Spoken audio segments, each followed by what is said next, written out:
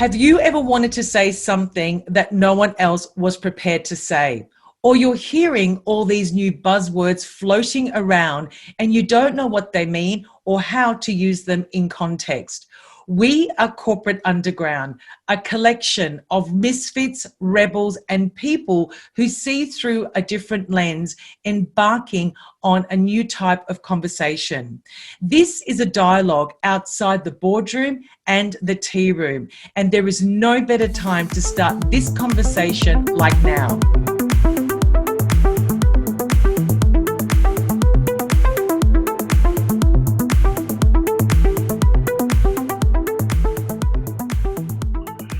About what I really like that one. Like, it was like leadership has no clothes, because it leads into that whole thing where everybody's got an idea, and Finbar used it last time, and Adam, which was, you use all these words. I mean, what's a consultant or what's anything? I mean, like they're taken out of context, or not out of context, but out of focus, because what that word means to you, I use dumb all the time. I'm dumb, and everybody gets really upset about it, but it means nothing to me. But it means something to somebody else. And there's a whole bunch of corporate language that people are using that nobody has any idea what it is. And let's get away with it. I've been with Finn and he's used these words before. People go, oh, that's so awesome. He turns to me and goes, do you know what that means? I go, no. And he goes, I don't either. I'm just making it up. Like, it's just people are nodding and going, yeah, this is awesome. I wrote a bunch of notes here. So just for me to bounce off as we're talking. And so the concept of decoding buzzwords, this whole shit about leadership, about consultants that are out there, self-proclaimed experts. I've sort of written these notes, and the notes follow this sort of path that I've written. When everything is possible, you get everything is possible, you get everything. So we've got such an overload of content, and it's so easy for people to actually call themselves self-proclaimed experts. I call them spexperts because they're self-proclaimed experts, and what they do is they become an expert in a buzzword that's hard to define and has no measurement criteria. And so in the past, we would have MBAs, or we'd have people who would have a measurement criteria around a specific set of skills that we would know if we get that, that's what we're getting. But now we're getting these self-proclaimed titles around buzzwords that have no measurement in them. And whilst that's great from an entrepreneurial perspective, from a receiver's perspective, we get into this world of overload, avalanche of content, very, very hard to filter. And so, I reckon we've been taught by the media and advertising to want everything and to grasp at everything, often without concern for others or for what that amount of information does to us. And I think that as happiness machines, we sort of think that, less work and more information makes us happy. But I don't think people have put to this mix together that goes, more information doesn't make us happy. It makes us harder to filter through that, and we haven't been taught those tools. So for me, it's about, if we're going to talk about this leadership has failed, is, well, what is leadership? What does it actually mean? We've got all these people going around. Has it worked in the past? We've got this rip in social fabric. Now's the chance for us to go and reimagine what this world looks like and have these new types of conversations. And so, but to do that, it's not just about an idea. How do we unpack things and actually be curious? I reckon we've lost the ability to be curious. So it's that, what does this stuff mean? Show me the data that shows me that you can, that why I need it. Show me the data that shows me that you can deliver it. Very basic questions that we can help people validate quickly when someone says that because if we can start to get some of this stuff out of the way, we might be able to see the wood for the trees. So I don't know. I just that's where I was sort of going, is trying to unpack these self-proclaimed experts. Yeah. And I think it's perfect. Like, what is leadership, and what is an expert? By definition, can anyone truly be an expert, especially in this modern world where things are evolving so quickly? Yeah. Well, my talk, being an expert at not being an expert, I define expertise or being an expert as someone who can be measured against a set of rules. And I often take people down that path and I go, so what's that got to do with innovation? It's actually the antithesis of it, because you're bound by a set of rules. And so the experts are the ones that stop learning and start teaching. But in this perspective, I think that a lot of people are being entrepreneurial. They're moving positions. They're trying to figure out where they live in this world. And all of a sudden they jump on a word like buzzword or leadership or team building or branding. and they don't really have any core experience, yet they'll go out and put these big monikers on themselves, which is very entrepreneurial. But for the receiver, it becomes incredibly hard to figure out who's real here. And, we've got filters on all sorts of other things to figure out what's real. And I don't know. Finn, I just wanted to unpick that a little bit, because on the one side, is it a human thing? Is it a human thing that we want to be able to identify a certain set of parameters for a given topic? So, for example, if we've got, at the moment, we've got all these sort of healthcare professionals who have licenses, and once you have a license, you have, the kind of the accreditation to practice something, whatever it is. So the expert in something in the healthcare industry saves a particular level of decision making. And for that life, it's really important that there is an expert. However, I think in other industries, like, if you've got an MBA or whatever else it is, it doesn't give you the accreditation together with a certain level of common sense sometimes, right? So, and I think I really wanted to unpick that, because an expertise, and although I really adore people who want to not be sort of labeled, because I think the moment that you become labeled, it becomes really difficult for you to come out of that label. But labels help others to contain you. And when you've been contained, it's like you're having a conversation and there's like 5 things that you've told them, but they're like, yeah, you're an economist. And for them, that label is important. I get that. I don't want to be misunderstood here. I don't think there's anything wrong with being an expert, and I don't think there's anything wrong at all with having a set of measurable skill sets. What I'm actually saying is actually in favour of that is that when you have a medical expert who is a specialist in a field, you know what you're getting, because you know they have a set of criteria which is measurable, which has been accredited towards. What I'm saying, though, is it's so easy to jump on and become an expert in something, a buzzword, that has no measurement criteria. Like, I'm an expert in innovation. And so you go, okay, how do you measure that you're an expert in innovation, to call yourself an expert in innovation? There's another element to that as well, which is independent of your technical expertise, and you may genuinely be proficient at something. You might be one of the best at a particular thing. Being an expert in a domain doesn't make you a leader in that domain or any other domain. And so that problem that we have is that people who, and I see this all the time, particularly in the startup investment community, you see this a lot, where people have made money in a business and then default to thinking that they are an expert in every business and that they can start around and stuff that they have no idea about. Like you made money, selling fish.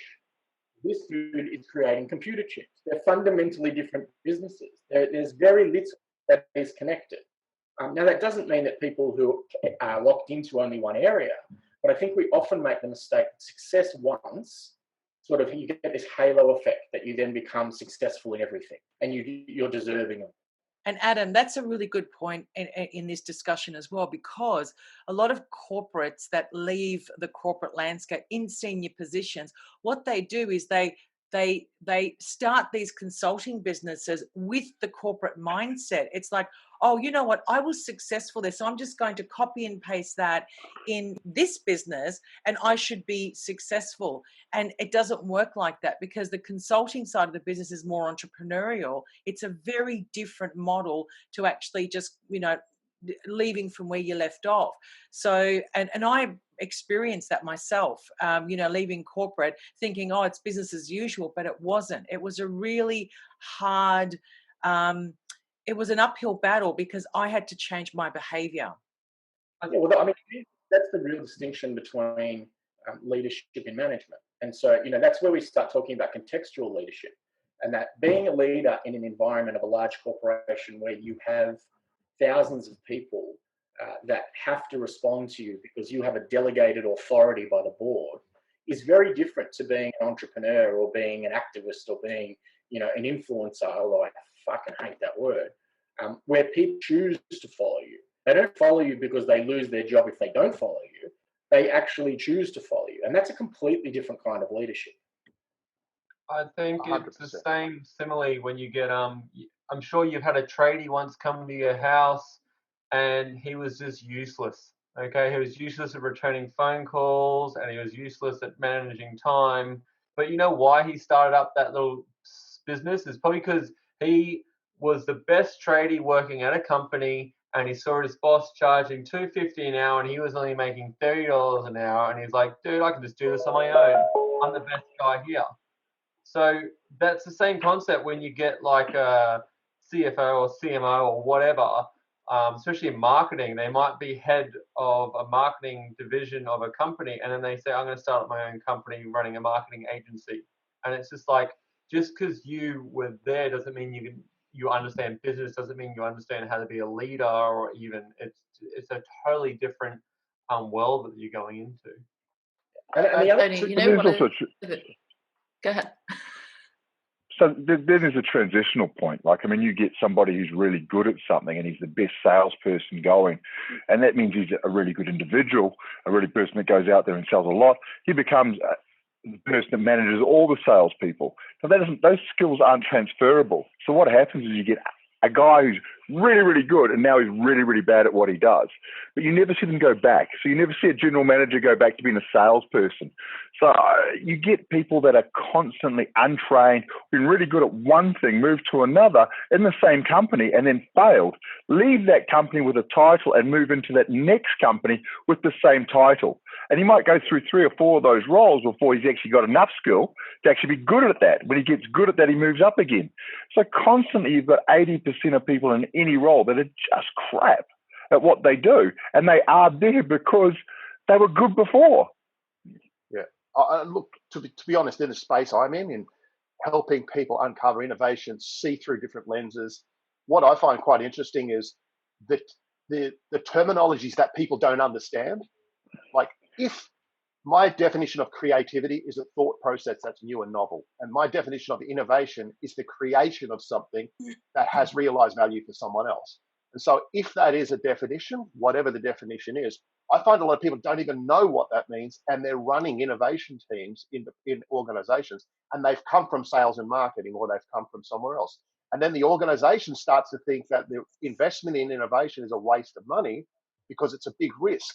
Yet they're not looking at innovation as being able to look towards the future and to understand through a proper methodology and process, just like you would in accounting, just like you would in any other function of the business.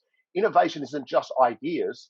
It is the ability to utilize different processes to see through a different lens, to understand the landscape, to see what's happening, trending and out. There's a whole process involved in being able to validate and take risk out of innovation, and therefore make it not risk averse, but actually make it something that helps the business from being disrupted in the future. And so that's just one word, innovation, but I see it in across a number of segments, from governance, the amount of board members I know that have got absolutely no idea, don't even read their own governance.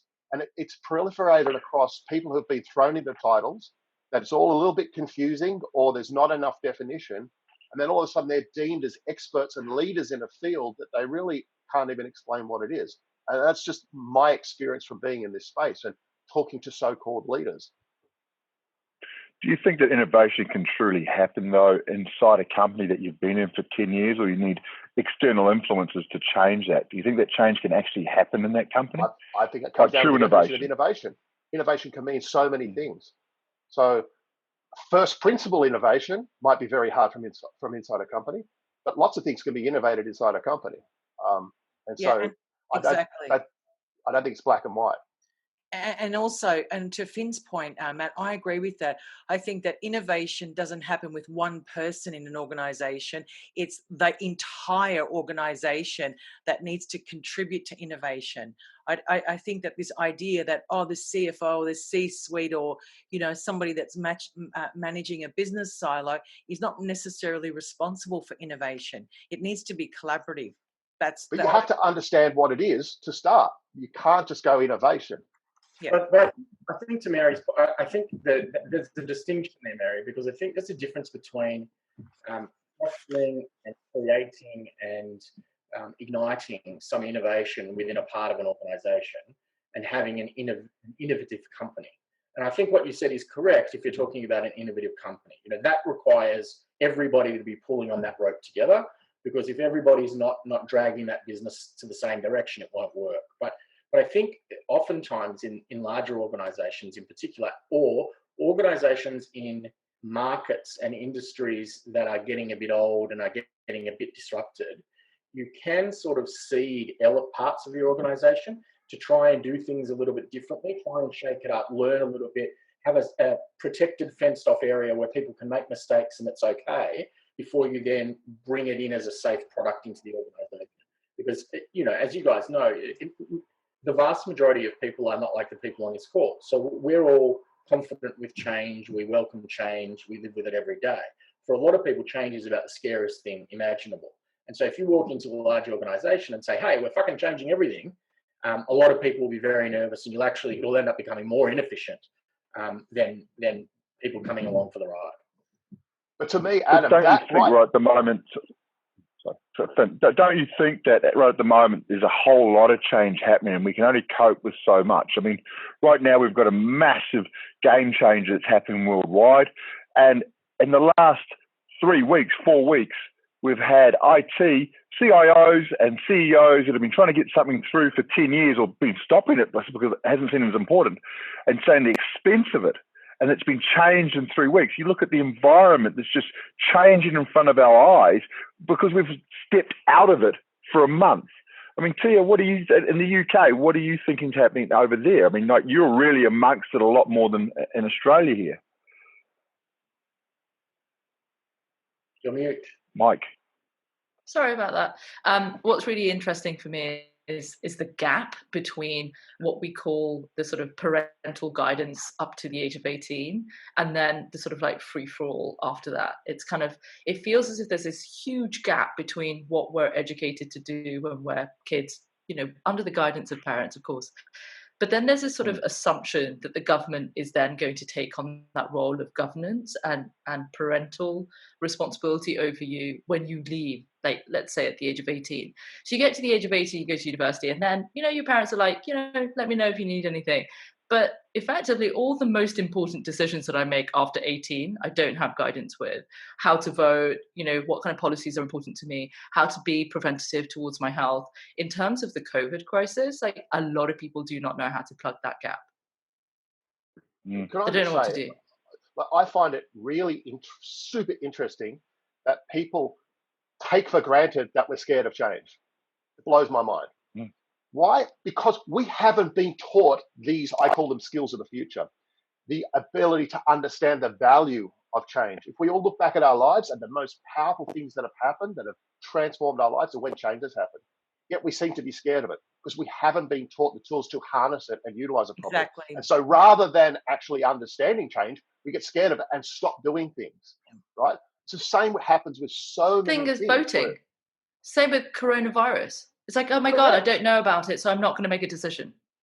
Correct. And so it paralyzes us because we don't know. But it's not so much our fault. I'm just surprised at the human condition. We're not going, we need to understand this better. Yet we'll spend an inordinate amount of time trying to go through theories and frameworks and try and understand all these things. Yet we're bound by this thing that we're not willing to take on and try and understand it, harness it, and reverse the psychology where we could use it as power. Yeah, I think a part of that is we've moved, as a species, we've moved from being in a survival kind of emotional mentality all the time to being one where we seek comfort all the time. And then we eventually find comfort and we don't want to do anything to change that. Correct. We're just where we are. State environment.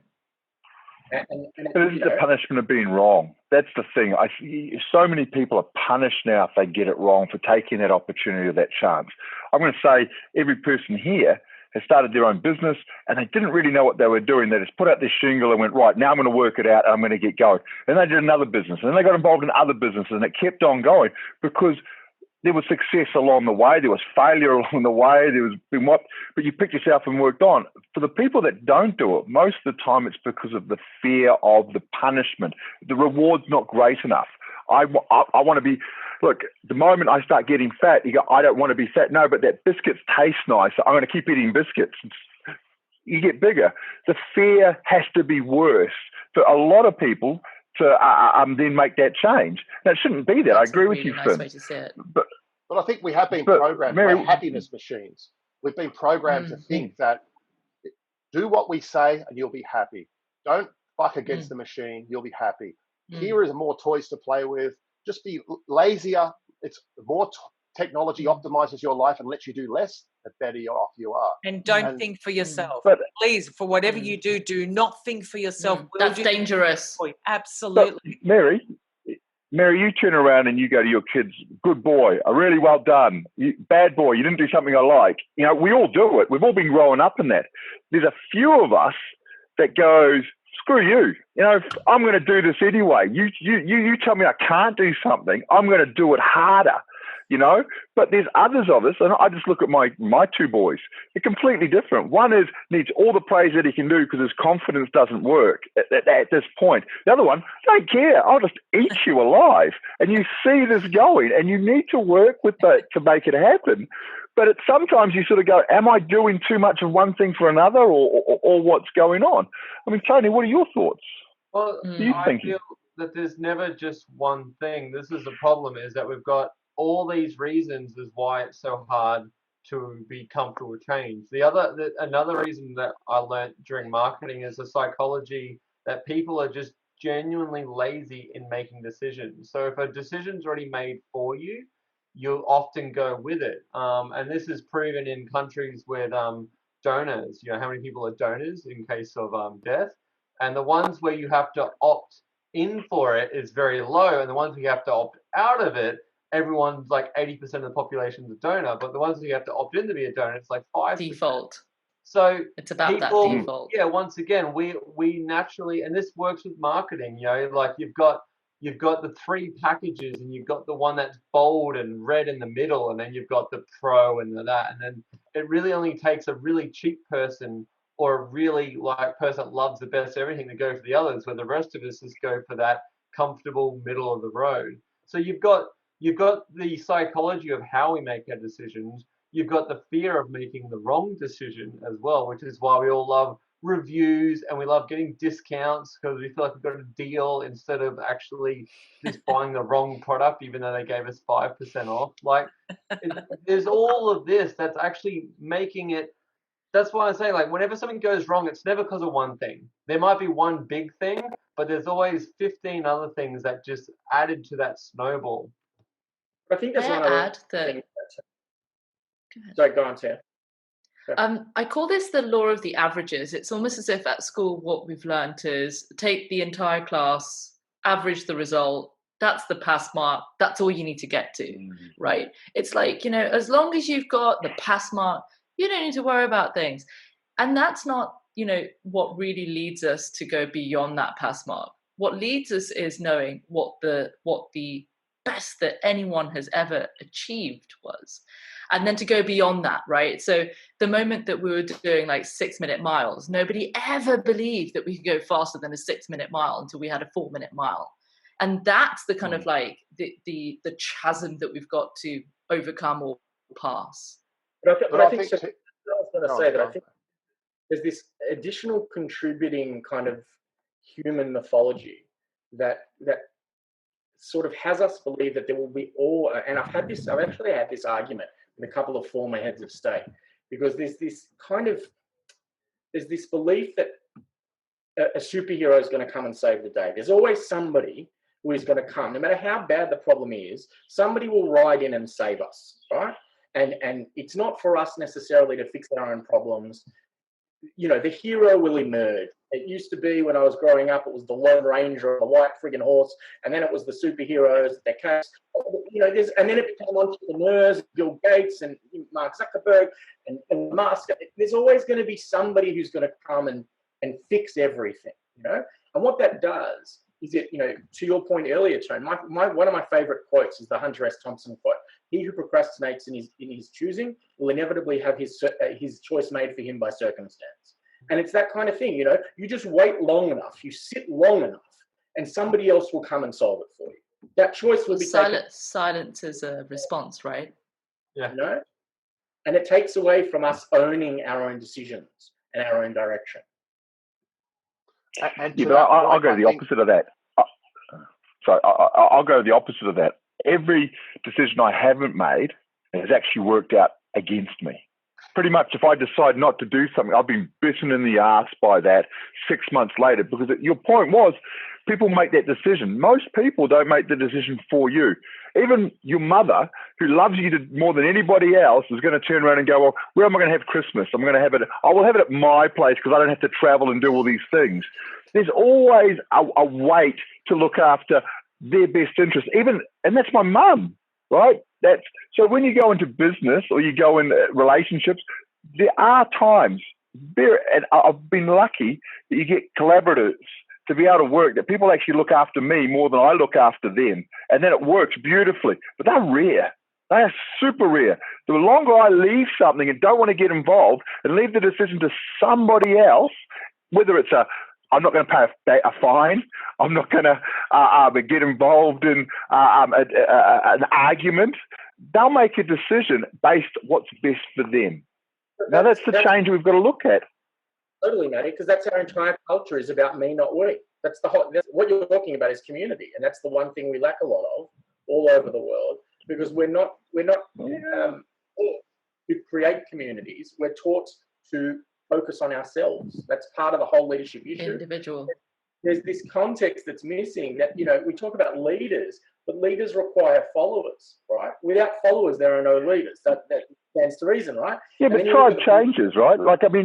You can follow Queensland if you follow League or whatever. Go, we're going to kill those New South Wales bastards. And then Australia comes, let's join Australia. We're going to beat New Zealand. And then it's like you keep moving that club thing and it's the same in business. I believe in Xerox. I'm not at Xerox. Canon's the best. Let's destroy this. Those two companies are dead in the water anyway. It didn't matter, but you built your tribe based on the belief on those leaders. If you don't relate to those leaders, you're ultimately lying to yourself and hating every moment of your day. 80%, 76% of all people leave a business, not for more money, because they don't like the guy above them. It's as simple as that. It's like you leave a business because you don't like the person is telling you what to do. So to me, that's a different conversation in my mind. So the leadership conversation, that to me is about tribes, and that's following to me. That's a followers conversation. We follow in different ways, but to me, the most stark illustration of this, right? And I won't talk more about politics today than this, but I'll use this as an illustration. The default way that we talk about political elected representatives is that they're the leaders of a country. Yeah. If we take Australia and we say, the leaders of our country are the people who lead the Labor Party and lead the Liberal Party and lead the Greens, and they sit in Parliament and they lead us. They're our leaders. If you look at the membership, collective membership of those parties, they make up less than 1.5% of the Australian population.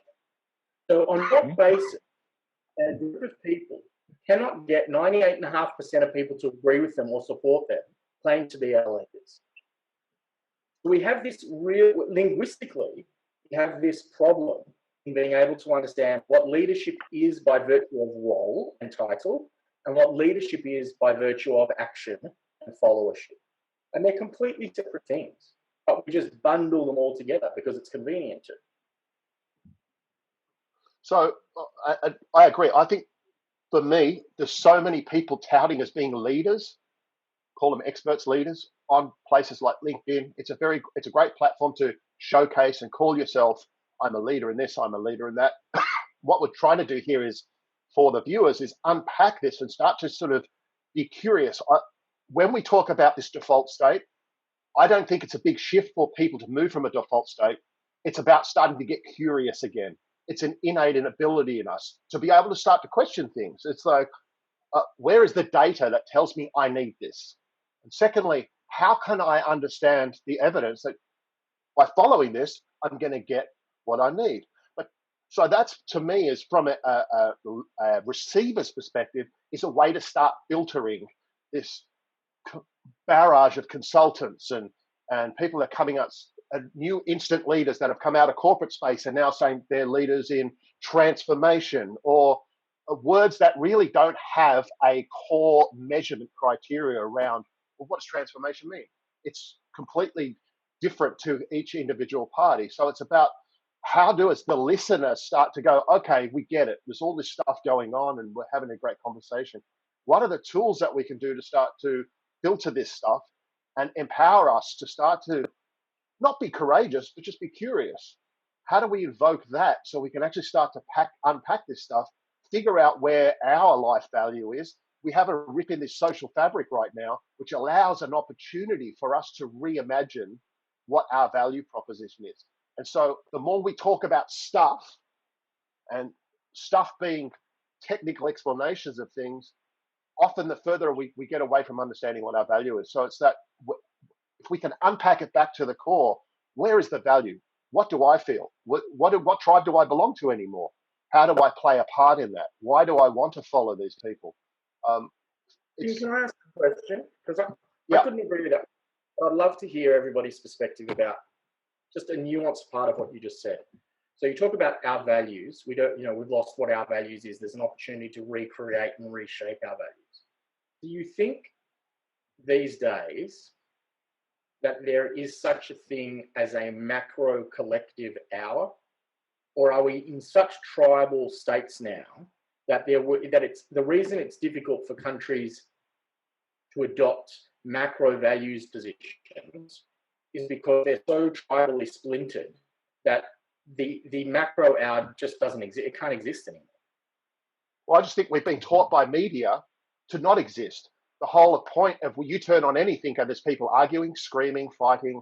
Every news channel is people fighting with each other. It amplifies this ability to have our own individual voice, and everything's important.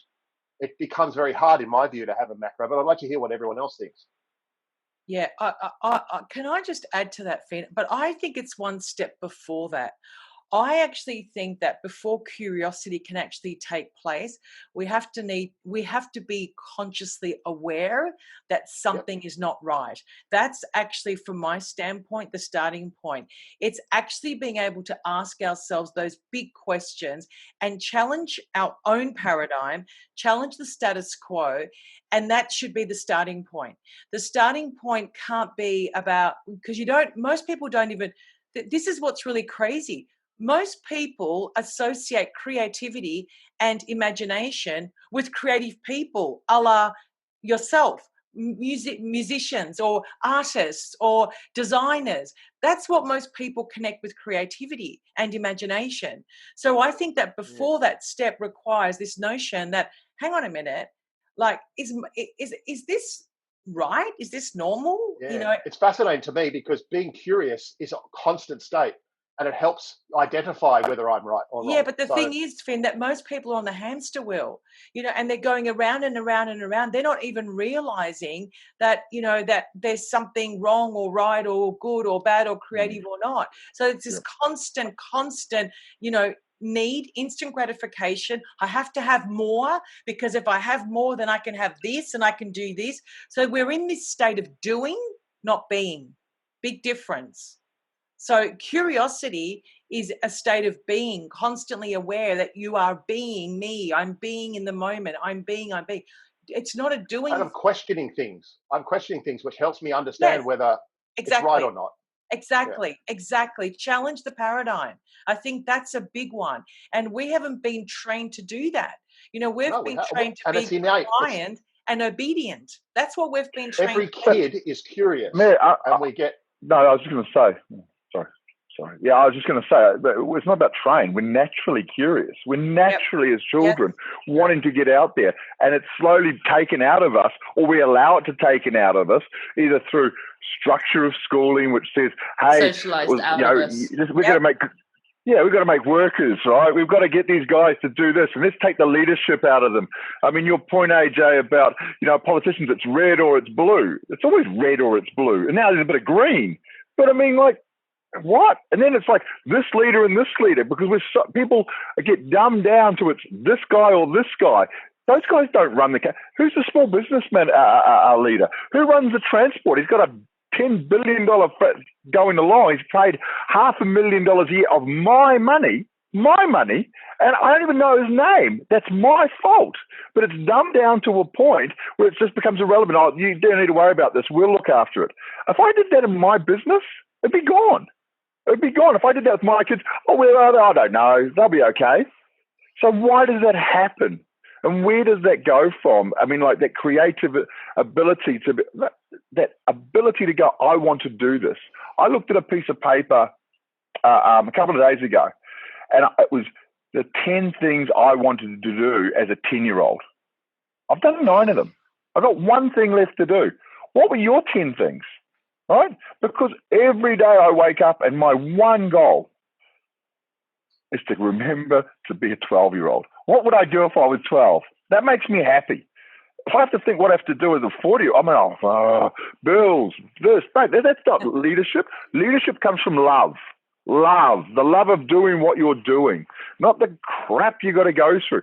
That's what keeps me going from 7 to 11 o'clock at night. But to Adam's question, I love what I'm doing.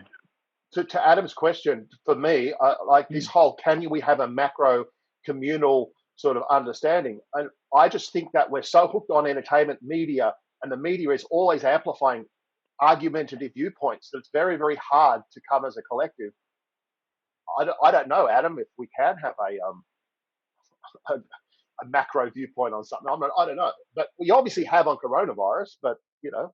No, but we haven't. Sweden's stopped on doing their thing. And we're still arguing about whether they should or they shouldn't. I mean, like, and they're doing really well.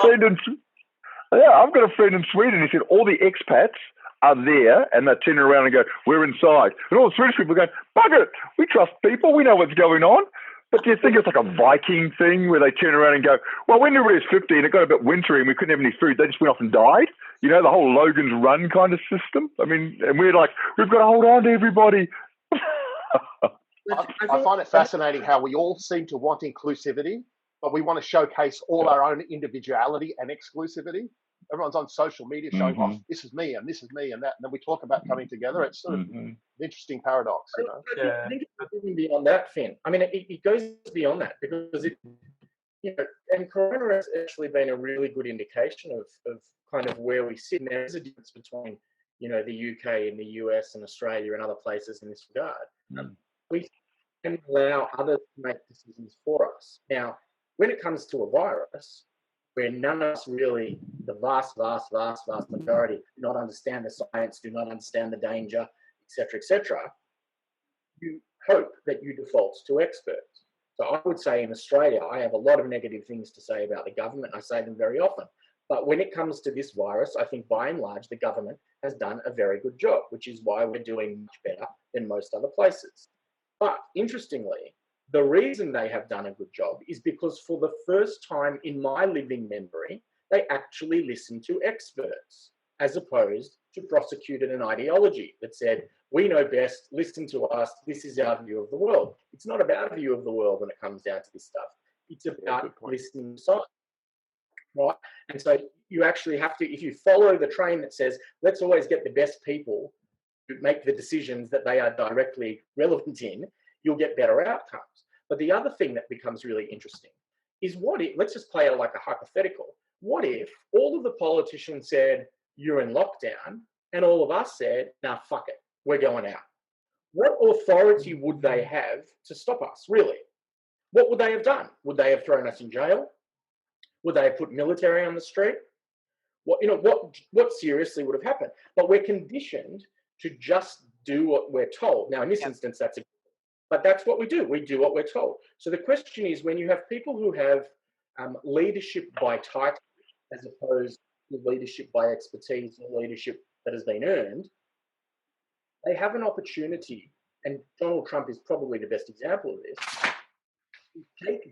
take that title that gives them some level of authority and start using it in ways that go beyond the expertise. It goes beyond what is in the greater good.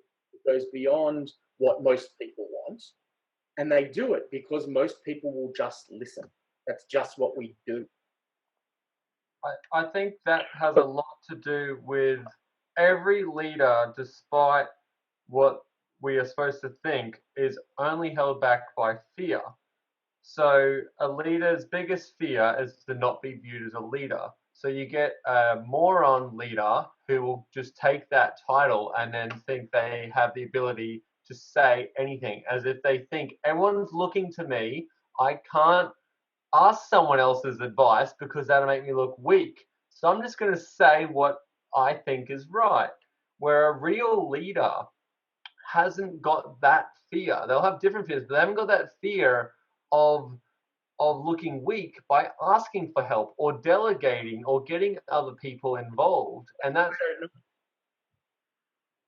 or saying, I don't know. Just a leader just going, you know what? I don't know the answer to that yet. We'll let you know when we know. To your point, Adam, if a leader is someone who leads people and most people just do what they're told, that opens the whole system for complete rotting of leadership, obviously, right? Which is what's happened, right? Yeah. Hence, what we see we're in.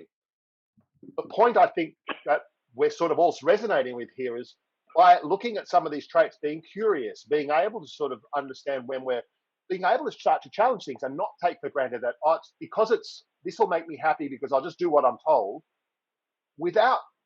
These are things that it pushes against our training and our social fabric of how we've been conditioned, but it's not actually a big step to be a bit more curious, to validate things. We've now got voices. Things are starting to pop up. There are more stronger voices that are being shared around the world. But there are still a lot of people that are like, oh, well, look, I don't want to cause any hassle and I'll just do what my thing is. And, it's whether the world goes back to what it was, I doubt. But, it's having conversations like this spur other people that are challenged with some of the things that would like to aspire to people like us who just do what we want anyway, within reason, but that create around value, to spur them to go, it's actually not a big step to be able to start to move into a space whereby you can understand how you play a bigger, better part if you want to in this future. And I think that's right, Ben, completely. I couldn't agree more. And to Tony's point earlier, for me, one of the interesting things about this is that it's actually where we've got to on leadership and the vacuousness of most leaders, both corporate, political, and public, that it actually doesn't need to be formed, because to Tony's point, it is generally based on ego and fear of not seeming to have authority or seeming to be in control or seeming to be loved. But in fact, one of the greatest strengths, one of the greatest actions that a leader can have is to genuinely and openly and sincerely inquire about what their followers want and how it can be made better. And what could we do together to improve circumstance? But asking the question is a problem. And then what's worse is if the answers that come back from your constituencies are misaligned to your own either intentions or desires or ambitions, then you're stuck, because either you have to follow those things, in which case you don't get what you individually want, or you ignore those things, in which case you're not a very good leader anyway. Well, the thing is, Adam, that also comes down to your point, and there's another layer on that I also think that a lot of leaders, just from my observation, also, to your point, they get feedback, they come across as the new age leader. Yes, we're collaborative, it's all open, we're having open communication, but in actual fact, they can't handle the feedback. Why? Because it doesn't fit in their little paradigm, that box. So the ego starts to play out and starts to play fearful little person. And then there's nothing ever happens. Nothing changes. Nothing takes place because of exactly what you just said.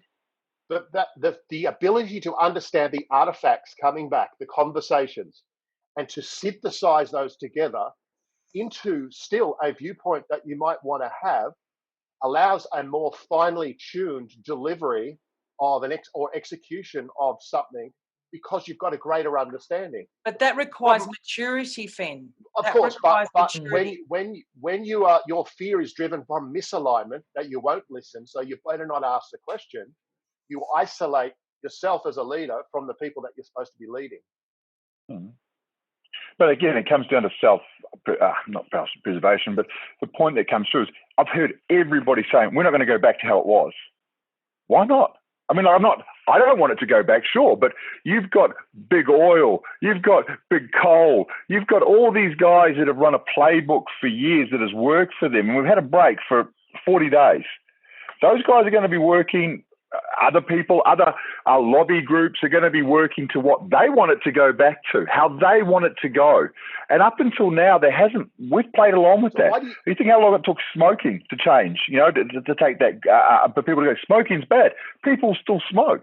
I mean, Tia, what do you think about this change and how we're going to carry it on? How are we going to make sure that it doesn't slide back? Or maybe not doesn't, but why shouldn't it slide back? Oh gosh, that's such a big question. I think on the one side, you've got this sort of residue of status anxiety for leadership, and this kind of, the inability to meet people or a community or a country where it is. And I think that there is, as for all of us, a sort of like step change of our own ego development or personal development. And knowing what that trajectory is really important, and recognizing where a person is, especially as a leader, gives you the ability to understand the situation, which is the kind of feedback loop that Mary was talking about. If you're not willing to listen to that, you're basically standing on top of a staircase and shouting at people and telling them, why aren't you doing this? And you should be here, or wherever it is. And I feel that on a larger scale, like really relating it back to what Adam's question was ages ago, is that we're not able to tap into this micro or this macro because maybe we just don't know how to shift gears into that mode.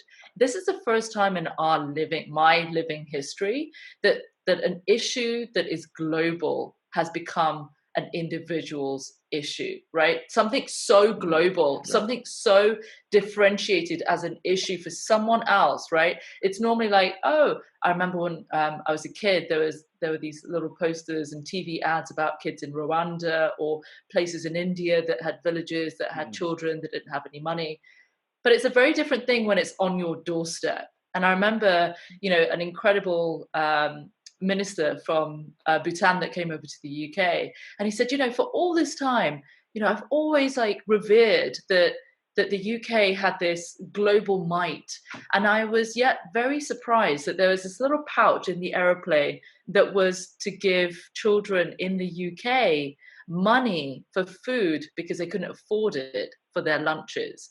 And he said that was just so shocking for me. I think there is this fear of being seen for who you really are, because you've got to project this smoke screen of who you need to be. And yet it comes back to that insecurity of what it means to be a leader and to make decisions for yourself and also for a community of people. If we don't have these weaving, this way of weaving into what it means for me personally, and not a collective, because a collective is a group of individuals, right? We are never really an individual. And in Alan Watts' words, at what point are you an individual when you are related with so many other factors? You're not an event as a silo.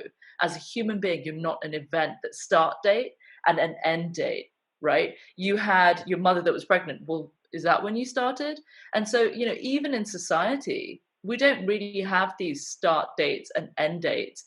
There's this incredible mesh, and to hold those perspectives is like juggling 20,000 balls. And I think we're sometimes good at just juggling two. So really to be an incredible leader for me is the ability to hold many of those perspectives at the same time. And to answer that question, I think, holding a global perspective, my mom's perspective, my children's perspective, or whatever it is where that, holding of the status anxiety gets put into perspective. I have a thought that to be a really good leader, you'd have to be a good follower, because to be a leader, you'd have to actually show true empathy, which this is why everyone, the virus is such a big deal, because they always say, a lot of people became charitable after they traveled to a poor country. You always hear them. I went to Thailand or something, and then I found an orphanage, and then now I give them money every month or something like that. So it literally requires empathy to understand someone or something. You have to put yourself in those shoes. So to be a leader, to make decisions for others, which is the whole point of being a leader, right, is to make decisions that affect others. You have to put yourself in their shoes to make the right decision. Whether that's the right decision for a group of people because everyone's different, or whether that's the right decision for an individual, whether you're making a decision for one person. If it's going to be right or wrong, you need to show real empathy. You need to understand how they're going to interpret this decision that you're making, and make sure you, when you explain yourself, you do it in that way. So to be a leader, you would have had to be able to be a good follower. And this is how I can always pick a crappy leader. If you've ever been to a barbecue and there's other C-level people there, okay, so you get maybe like a manager that comes to a barbecue and they're all micromanaging the guy at the grill, okay? Like everyone is sitting there and managing that guy. Or a fire, like trying to get a fire started with too many leaders is almost impossible because everyone's got a different way of starting a fire. How you stack the wood. This guy was in the scouts and blah, blah, blah. Like if you can't follow, then you're not going to make a pretty good leader, I believe. Hey, Tony, I think that's really interesting. For me, I agree. Compassion is an underlying default requirement of leadership. You could not possibly be considered a good leader without compassion, right? But to me, when you talk about, what are the things that identify, signify, symbolize the best leaders, to me, it goes kind of half a step further than that. It's people who are leaders with the full acceptance and knowledge that their leadership is transitory and temporary, and their job is to create other great leaders. Because if all you build, and as CEOs you know this, if all you build can be successful because you're sitting in the chair, then it's not worth shit, right? It has to be bigger than you. It has to go beyond your individual personal legacy. You have to be able to transition it to the next generation. And to me, that's the great loss of our civic leadership, is that we've been getting worse at passing the baton, not better at passing the baton. We're actually passing the future over in a worse state to the next generations than we got it. And so it's time to have a think about where are we creating leaders and how are we creating leaders and what kind of leaders are we creating? Because right now, in my opinion anyway, we're creating leaders that are built upon self-aggrandizement, creating individual wealth, being opaque in their decisions, being corrupt and cronyism. We're not about community anymore, for the most part. And that, more than any place, the corporate world sees this.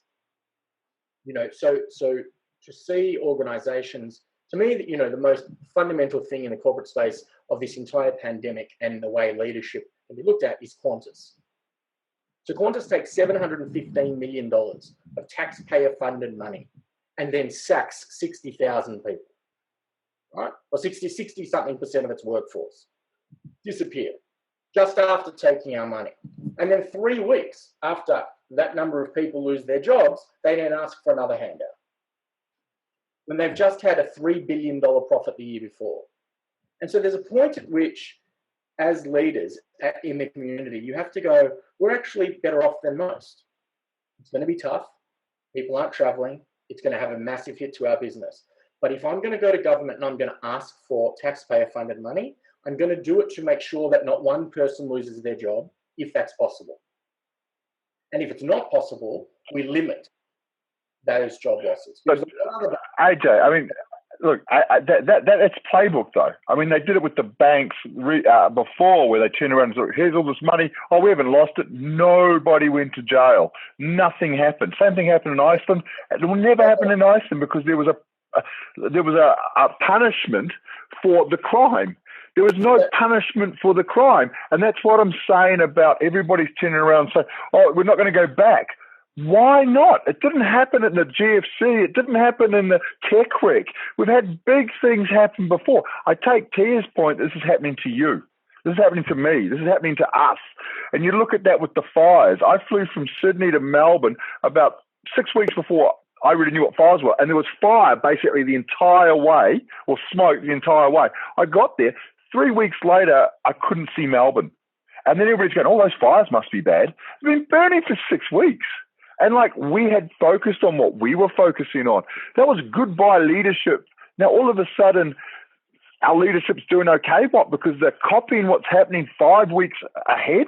All they've got to do is look at England and France and Spain and go, oh, what's not working? Oh, let's change that. I mean, like, I take your point about experts helping, and it has been that. But they just didn't have to, they just had to follow a playbook from before. And that's what most people do. There isn't leadership and challenge. There isn't leadership and, hey, let's take a risk. It's what's worked in the past. Let's do this again. When there hasn't been that, like when there were fires, unmitigated fires that have never happened on the scale, they melted. They didn't listen to the experts. They didn't listen to anybody. To Adam's point, if a lot of people just do what they're told, like Adam, with your venture, one of your ventures you're doing, where building this social fabric back up, we've got to be able to actually help people understand that they can have a voice, that it's not too scary, that, like we've got to get them to get curious again, to start to break down these paradigms, these things that they've been taught from childhood to just be good little robots and just do what you're told. Platforms like yours and like what some of the things that we've done here requires that input. So people don't just take advantage of it and just use it for their own ego and just shut it out, knowing all that people are little robots. So, Fern, I'm going to guarantee that AJ, you haven't had that isn't successful as successful as it could have been in Australia because we've got it too good. I would say that it's doing really well in India or really good in a place where there's a broken. I mean, I'm not saying our government system's broken, but it's too good. I mean, like really, we got money coming in because we're not employed. There's a comfort level for us to make that change. Where, if you go to a place where there's a despot, there's something along what you're working on, change of government, is now it's affecting me. I'm not standing for this. The riots happen when you don't have food. The riots happen when you don't have a place to live. The riots happen when you haven't got enough to get married to somebody else. It's not going to happen when I've still got enough money to pay the rent. I've still got enough money for the electricity. That's entirely true, Matt. So I think it's true to a point. I think the fundamental difference between Australia and the rest of the world, and it is, to Finney's point, it's measurable. We have the most concentrated media market on earth, bar none. So in our country, the fewest number of people own the media. Yeah. Which means that if those people have a particular viewpoint and they don't want an opposing viewpoint to be circulated, unlike anywhere else on the planet, they can make that happen. And so that's a huge contributing factor here, that you actually can't get a voice. And if you ask me, that's the reason that the Liberal Party continues to win at the last election, and I don't vote Labor or Liberal. But the reality is, the reason Labor lost is not because they didn't have policy, not because they didn't win it. They won 52 polls in a row. They, by all accounts, should have romped it. They lost because nobody heard what their policies were, because the media didn't want them to hear what the Labor policies were. So, but just going back to Tia's point, just very briefly, I think one of the things about this, probably the most impactful experience of my life, was when I was given the great honour of going to Arnhem Land. And I went up north and I got to meet with the elder community. And I spent a few days there, and I got to sit with the chief elder for 2 days and a couple of the other senior elders. And they were all sick, they were all in hospital. I sat in the hospital, they were all in the same ward together. And I sat there and had a series of conversations with them. And one of the things that was said to me was, for 55 years, white men like me had been coming into Arnhem Land and telling the Indigenous leaders and the Indigenous community what they needed to do to improve their lot on life, right? And he said, at no point in the 55 years has anybody come and asked us if we think we know what the challenges are, if we think we have our own ideas about how to solve some of those challenges. Nobody wanted our opinion. They just wanted to force their view onto us. And he said, what effectively happens is that what you do, what white men have been doing, is taking away the self-determination of those people. And that's what's now happening on a mass level, not in the same way that it's been happening to the Indigenous community, because their underprivilege is entrenched. But what's happening is we're having the ability to make our own choices, which means sometimes we fail and sometimes we make mistakes. But we've had that opportunity taken away from us, which means we can't even learn from those mistakes. We can't even make the decision, oh, we could do it better next time. Oh, we should have done it that way. That's not even part of the learning experience. That's been removed. And so when you take that away from people, started with the Indigenous community, now growing to the mass community, because the elite don't want people to be able to make their own choices, then what effectively happens is people are conditioned in a way that they actually aren't capable of making those decisions. They aren't capable of taking the risk because they don't have practice in it. Correct. And that's 100%. the challenge of the failing leadership we have, is that we are the guinea pigs in this experiment that is taking away our right to make our own mistakes and then learn from those mistakes. And But the these are good the remnants leaders of colonial systems, right? but Colonial the systems good that went leaders, somewhere and then told people what to do. but the good leaders in my book, in the future leaders, are the ones that are going to be able to understand what the viewpoints are, what the artifacts are, and synthesize those together and be able to create a narrative that actually becomes more inclusive because it's importing some of those viewpoints into their decision making, rather than standing off and then having a big strong hand and saying we control the media, so we control the narrative. I think as that starts to loosen up, it's going to be a better world, but we have to start to exercise our ability to not be afraid of having a voice. And not just to Matt was talking about riots. To me, riots are, it's one way to make a viewpoint, but there are so many other smart ways of looking at being anarchistic in terms of the way you want to sort of portray your value, rather than just standing up and doing the same thing and being shut down and not getting this. There are much, much smarter ways and creative ways that you can use, using digital technology, using payment systems. There are ways to come together to be able to showcase the strength in your argument and get some sort of response, in my opinion. It happened in Egypt, right? They got smarter. They used the technology. When somebody riots, it's at the bottom. They have nothing left to lose. That's why people riot. It's 'cause I've got nothing left to lose. My life is not important. My future is gone. I mean, like the thing though, I mean, AJ, about your point around the media. The media's been shrinking year after year. They're failing. They're falling over. Sport's gone. The payment system to keep that whole sort of thing going isn't available. It's changing. People like Mary are getting massive followings on LinkedIn and driving that. And it's fractured in so many ways. There's YouTube, there's stars, there's Instagram stars, there's TikTok stars now. People are taking in so many other forms of information, and they're becoming other leaders. And those leaders are having a following. And those people, because they're part of that group or that niche or that, the question I've got is, what point do these, I mean, I look at LinkedIn and I just see trash. I just see, look at me. I can make money. Give me some money for some crap that I'm going to tell you. And hopefully this will change my life. It's the snake oil salesman of the now, right? That is what I see. This little bottle of pills, later we'll find out it was cocaine. And that guy had a great time, but he ended up with a heart attack and died. Good time, though. So, I mean, Mary, what are you seeing in LinkedIn at the moment? Because I'm just like, I mean, Facebook, the only reason I'm on it is I can post some photos for family, but that's about it. That's it for me. LinkedIn, it's still got a hope, but you're the LinkedIn expert. What are you seeing? Well, I think that to Finn's point before, I call them text perts. And this is a big problem that, people are coming out of environments, I mean, in our current situation. And I think that we on one hand, yes, we do have, on one hand, we do have a situation where, we've got all this noise and all these micro leaders appearing from everywhere and anywhere. It doesn't mean that they're an expert, nor does it mean that they're a specialist. It just means that they're attracting like-minded people. I think that LinkedIn is in that mix as well. Sure, there are people, Tia's active on LinkedIn as well. I mean, we're not on there selling gold, snake oil, where they're actually, trying to add value to the platform.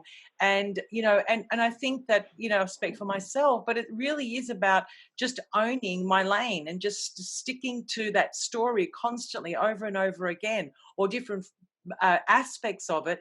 But it's not about showing up as an expert. It's just showing up and constantly providing value based on an area that you know for sure. But most people can't do that. Most people don't have a methodology or frameworks or experience in their niche or their industry. And suddenly, after 5 Tony Robbins books, they're mindfulness coaches, or I don't know, whatever they are. But it's scary. But it's to that like, point, Mary, you're contributing content, and so is Tia, regularly, so people can validate through your content to understand your skill set. So therein lies the ability to validate your skills through the content that you provide. It's just that there are a lot of people out there that are just all of a sudden branding experts that have only branding thing they've done is bought the brand new packaging of Norco butter, Yeah, well, their LinkedIn profile is their brand. That's how most people consider that.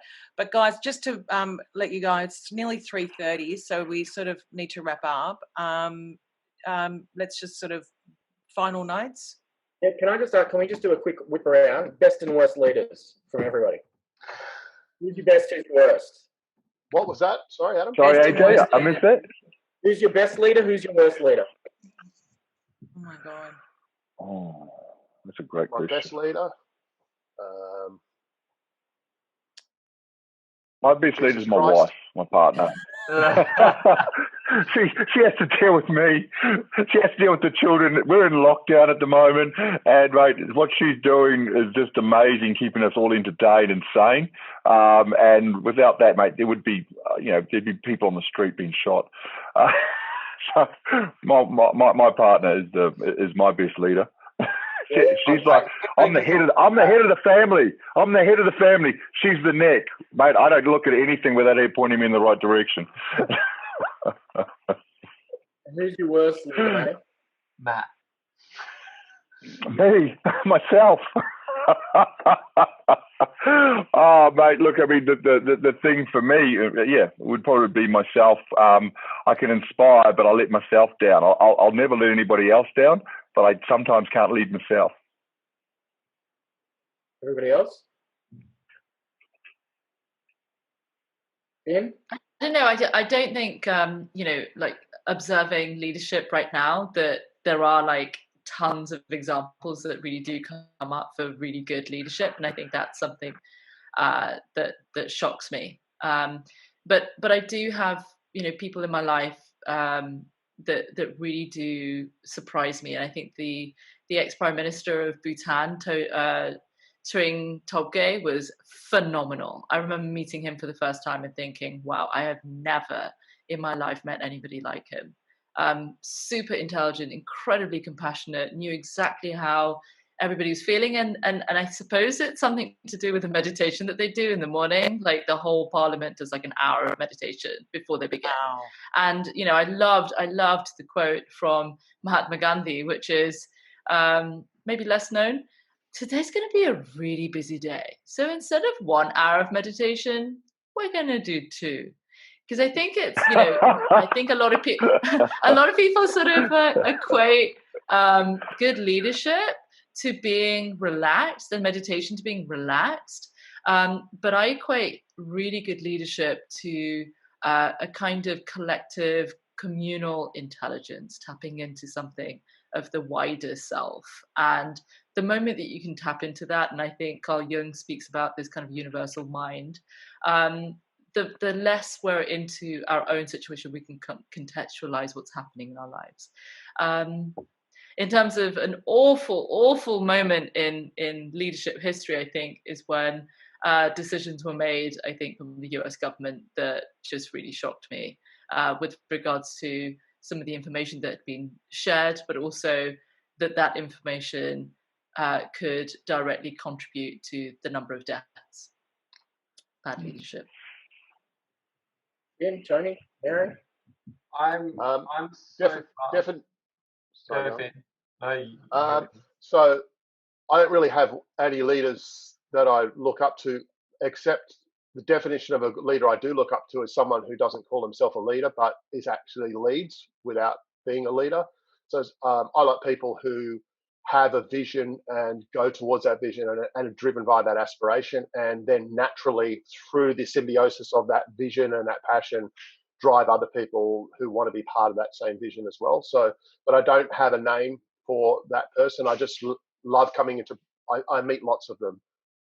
In terms of worst leader, I'd say me, because I don't call myself a leader. I actually, again, I'm not a big fan of the term, to be honest, but I just like to be in my own world. So that's who I'd say. Mary, Tony? I was just going to add to yours, Finn, is that I'm in the same situation. I don't have a name for a leader, but what I do think one contributing factor for a leader is to actually understand the needs of their people or community. I think that's a really important point. It's to really understand where that individual is right now, and also move with what they need as they're growing and getting older, or, especially in an organization environment, when someone's circumstances change, a leader needs to be able to understand that and also be able to meet them halfway.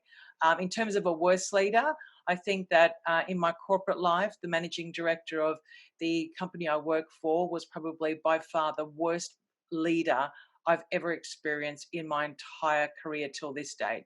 And that's because it was all about self-absorbed individual who really just didn't understand humans, and in particular women. So it was, it was that. So that's my version.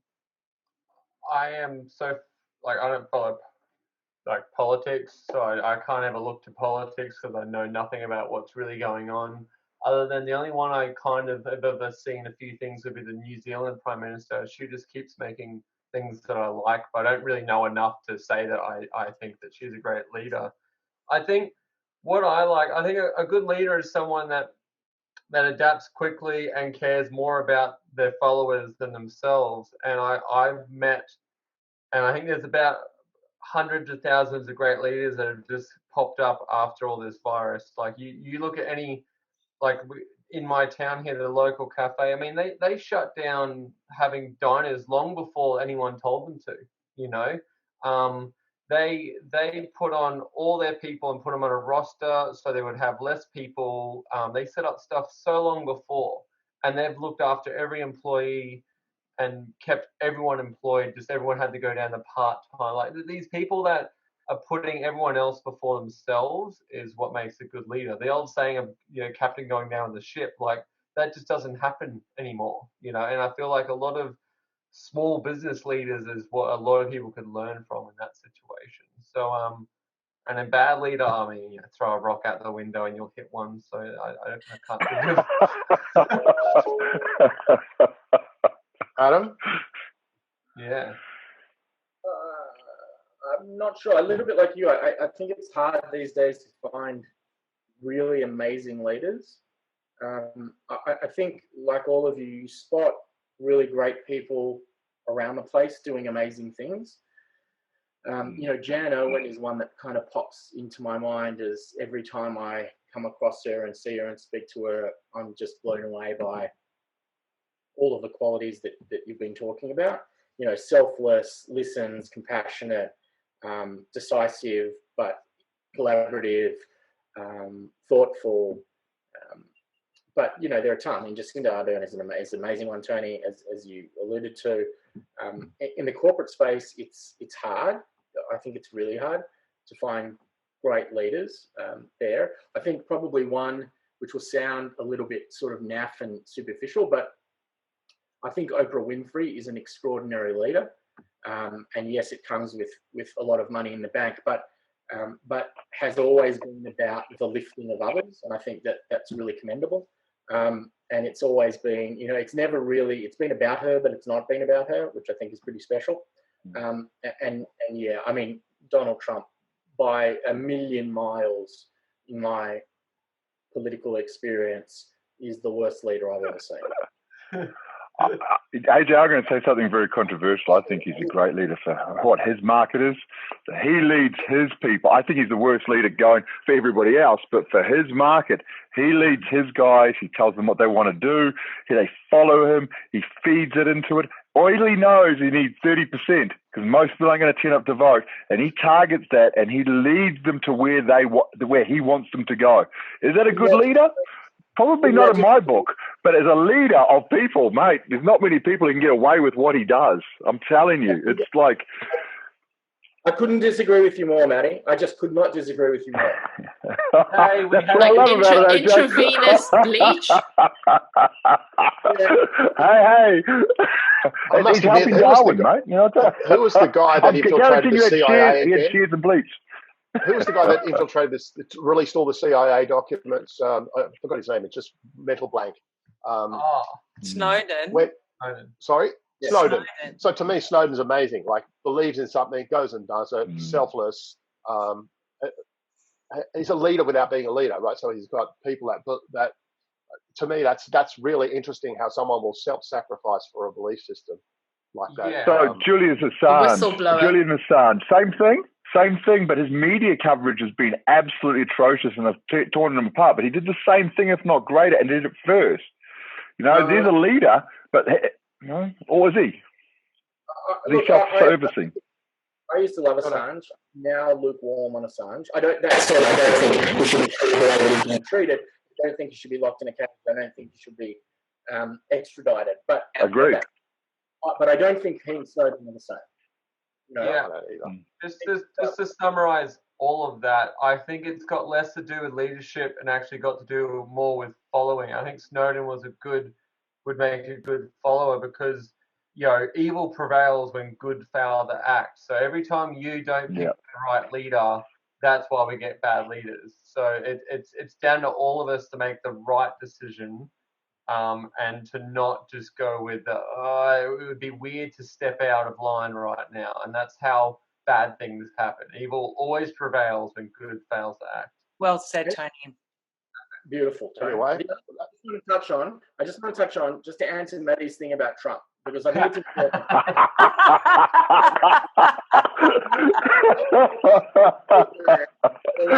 I just saw something at the end to get you going.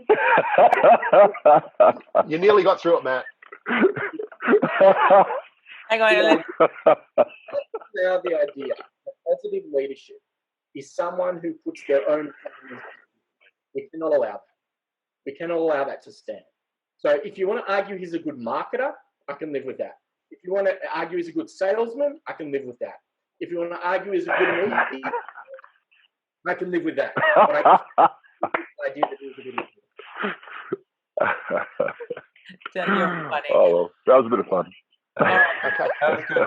I was upset that we didn't have enough fighting going on, so that was really good. Next session. That's on for next session. Anyway, guys, let's wrap up. It's 3:30. Let's wrap up. Same time next week. It was awesome, and it was just great to be around you guys. Absolutely fantastic conversation. Hopefully, will be a conversation started at the dinner table for people. Let's hope so. Thank you. Okay. Thanks, guys. Yeah. Great to see you again. Ciao. See you guys. Bye. Bye. Yeah.